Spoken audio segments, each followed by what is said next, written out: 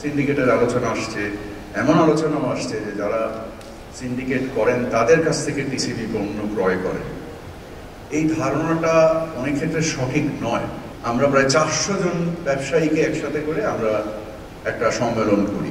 উদ্দেশ্যটা ছিল যে আমরা যদি প্রতিযোগিতা সৃষ্টি করতে চাই তাহলে অধিক অংশগ্রহণ ব্যতীত প্রতিযোগিতা করা যাবে না। সিন্ডিকেটের আলোচনা আসছে, এমন আলোচনাও আসছে যে যারা সিন্ডিকেট করেন তাদের কাছ থেকে টিসিবি পণ্য ক্রয় করে। এই ধারণাটা অনেক ক্ষেত্রে সঠিক নয়, যদিও চেয়ারম্যান সাহেব জবাব দেওয়ার চেষ্টা করেছেন, বাট আমি আরেকটু ফার্দার ক্ল্যারিটি দিই জিনিসটার ভিতরে। সরকার সঠিকভাবেই মধ্যবর্তী শিল্পপণ্য এবং ফিনিশ প্রোডাক্ট যেটাকে আমরা বলি, এটার ভিতরে একটা শুল্ক করের পার্থক্য রয়েছে। তো টিসিবি যদি ডাইরেক্টলি ফিনিশ প্রোডাক্ট ইম্পোর্ট করে তাহলে সেই পণ্য মূল্য ব্যাপক বৃদ্ধি পাবে এবং সেক্ষেত্রে ভর্তুকির পরিমাণ অনেক বেড়ে যাবে। তো আমাদেরকে শিল্পকে ব্যবহার করতেই হবে, প্রয়োজনে করতে হবে এবং অর্থনৈতিক এফিসিয়েন্সি আনার জন্য করতে হবে। এবং এই করতে যে অনেকেই যারা ব্যবসা করছেন এবং এই জিনিসটার পরিবর্তন করার জন্যই যে শুধু টিসিবি একা কাজ করছে তা না, সাথে ট্যারিফ কমিশন কাজ করছে, রাজস্ব বোর্ড কাজ করছে, অর্থ মন্ত্রণালয় কাজ করছে, এমনকি খাদ্য মন্ত্রণালয় কাজ করছে। We are working as a government. It is not one individual, it is not যে বাণিজ্য উপদেষ্টা সব করে ফেলছেন, নো ওয়ে, নাথিং নিয়ার ইট। এটা একটা সামগ্রিক প্রচেষ্টা এবং এটা একটা ফ্যান্টাস্টিক সামগ্রিক প্রচেষ্টার জন্যই একটা দুর্বৃত্তায়িত ব্যবস্থা যা এতগুলো দুর্বৃত্ত তৈরি করেছে সেখান থেকে উত্তরণ হয়ে আজকে বাজারে যে অবশ্যই আমাদের তেলের দাম কিছুদিন আগে বেড়েছে, বাট বাজারে যে একটা প্রতিযোগিতামূলক ব্যবস্থা তৈরি হয়েছে বা আস্থা তৈরি হয়েছে, আজকে যে এখানে আমরা নিজেরা বসে নিজেদের ক্রিটিসিজম শুনছি বা নিজেরা যে আত্মসমালোচনা করছি এবং আমাদের দায়গুলো উপলব্ধি করার চেষ্টা করছি এই ধরনের সম্মেলনের মাধ্যমে, এর উদ্দেশ্যটা হচ্ছে যে দুর্বৃত্তায়ন থেকে সরে আসতে চাই।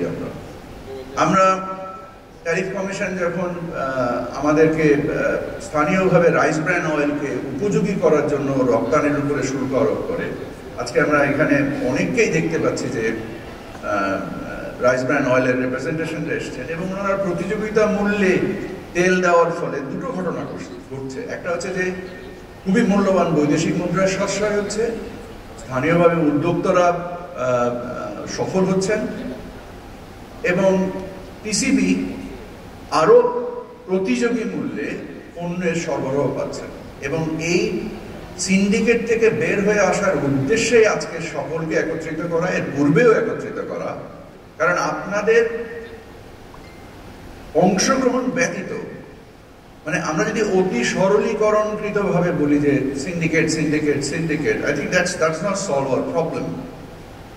আমরা অংশগ্রহণ না করে আমি যদি বলি যে আমরা গত সম্মেলনটা করলাম এবং আমি আফসোসের সাথে বলতে চাই খুব বেশি অংশগ্রহণ বাড়েনি, একেবারে যে বাড়েনি তা না, বাট আমার কাঙ্ক্ষিত পর্যায়ে বাড়েনি। এবং এটাকে উপযোগী করার জন্য টিসিবি চেয়ারম্যান এবং আমি একসাথে কাজ করে, যেটা আমরা 10,000, 20,000, 50,000 টন কিনতাম, এটা আমরা এখন 1,000, 2,000 টনে নামাই নিয়ে এসেছি, সো দ্যাট আপনারা অংশগ্রহণ করতে পারেন।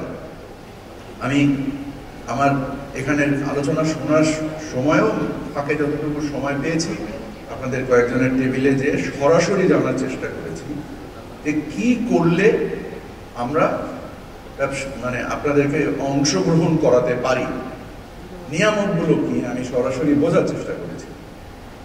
অনেক ক্ষেত্রেই মনে হয়েছে যে আপনারা আসলে যারা পাইকারি ব্যবসা করেন আপনাদের অংশগ্রহণ করাটা খুব সহজ না, একেবারে অসম্ভব তা আমি বলবো না। সরাসরি কিছু পণ্য আমরা কিনতে পারি, আমদানিকৃত পণ্য, স্থানীয় উৎপাদিত পণ্য সরাসরি কিনতে গেলেই আমাদের জন্য মূল্য বেশি পড়বে, কারণ যৌক্তিকভাবেই ফিনিশ প্রোডাক্টের উপরে ট্যাক্সেস আর হাই। তো আমরা এই অর্থনৈতিক এই বৈশিষ্ট্যটা বুঝে তারপরে আমরা এই সরলীকরণ করার চেষ্টা করি যে আসলে আমরা সিন্ডিকেটকে সাপোর্ট করছি না আমরা অংশগ্রহণকে উৎসাহিত করার চেষ্টা করছি। এবং আমি মনে করি যে আমরা আরো সরাসরি সম্পৃক্ত হওয়ার জন্য আমরা এখন সেনা কল্যাণের সাথে কাজ করছি। আমরা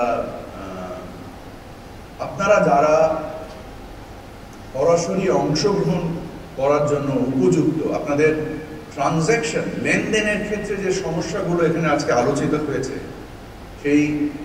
সেখানে স্পষ্টভাবে আপনাদেরকে জানানো হয়েছে যে আমরা আরো কিভাবে ট্রান্সপারেন্ট করতে পারি এবং গতিশীল করতে পারি। এবং এই ক্ষেত্রে আমি আপনাদেরকে প্রতিশ্রুতি দিচ্ছি, আপনাদেরকে সার্বভৌম গ্যারান্টি দেওয়া আছে আপনাদের অর্থের